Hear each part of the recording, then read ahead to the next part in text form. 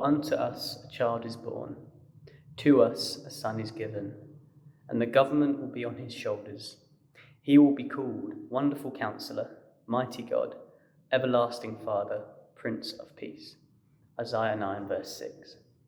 It's funny how as I sit here trying to deliver this message to you guys about God being a Prince of Peace, Jesus coming and being born to us as Prince of Peace, I'm struggling to find the peace to actually do it as a helicopter flies above and almost tries to interrupt and disrupt my peace. Peace is one of those things that we all long for and all of us want to obtain in life. And I think it's ironic how even now, as I'm trying to give you this devotion, my peace in some ways is being disrupted. Or is it? Today, I want to focus on Jesus being the Prince of Peace. And we might be familiar with this title, but I want to take a little look at what peace actually is. Is this helicopter going over really disrupting my peace? When researching the definition of peace, the main result that I found is freedom from disturbance or conflict or war. It's also a state of tranquility, it's a state of quiet, and a state of freedom. This is what the world says, and this is what the most popular definitions of peace are. Peace is one of the many things, as I said, that I think a lot of us try to obtain in life. It's something that we strive for. We say things like, I just want to have peace, have a peaceful Christmas. I just need a moment's peace. In many ways, our world internally, but also our world externally, going on around us, is almost hanging in the balance between peace and chaos. We long for peace, and in some days we have it and we feel so peaceful, and we have a really nice relaxed day, doing nothing sometimes. We feel really peaceful. But other days we experience complete chaos.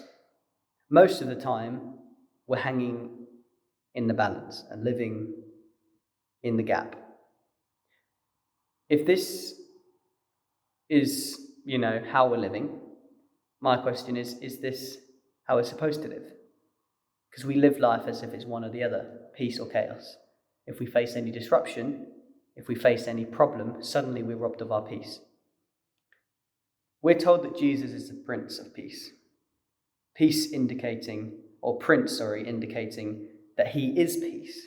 He rules it. It flows from him. So as followers of Jesus, then, why do some of us, or many of us, not feel this peace so much of the time? Why do we often find ourselves in chaos? John 14, verse 27 says this: "Peace I leave with you, my peace I give to you. I do not give you as the world gives, so do not let your hearts be troubled, and do not be afraid." Clearly here, Jesus tells us he is the giver of peace, and that peace is with us. But if that's the case, why do so many of us feel so absent of it? But I'd like to suggest that maybe our perception and definition of peace is in fact wrong. Philippians 4:7 says, "The peace of God which transcends all understanding will guard your hearts and your minds in Jesus Christ." At the start of this, I talked a little bit about how a helicopter was going over, and I've tried to film this devotion so many times, but it's been disrupted by that helicopter. Was I really robbed of my peace in that moment? Or was there just a little bit of chaos going on? See, the world would say that it wasn't peaceful. It was something that was chaotic. I couldn't find peace and quiet.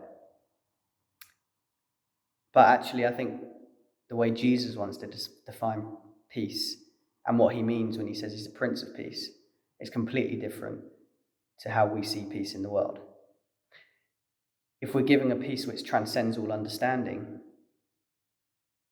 I think that means that actually, regardless of our situation, regardless of what we face, God gives us peace.